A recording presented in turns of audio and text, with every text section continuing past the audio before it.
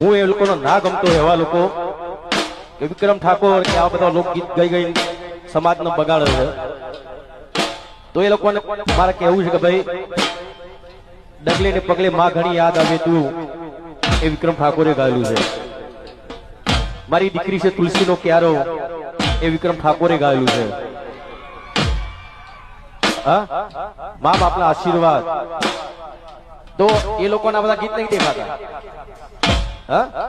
બીજી એક વસ્તુ કે અમે કલાકાર છીએ, અમારે શું હોય, અમારા ચાહકોને જે ગમતું હોય પીરસવાનું હોય, પ્રસંગ પ્રમાણે તો અમે ગાતા જ હોઈએ. નહીં તો ભાઈ તમે કુમાર શાનુ ને બોલાવો કે ભાઈ બીજા કોઈ એવા કોઈ કલાકારને બોલાવો, ગાયક અને કલાકાર, શું એ કોઈ ભજન તો નહીં જ ગાય ને. એમના જે ગીતો છે એ ગાય છે, હિન્દી ગીતો છે, અથવા તો તમે વિચાર કરો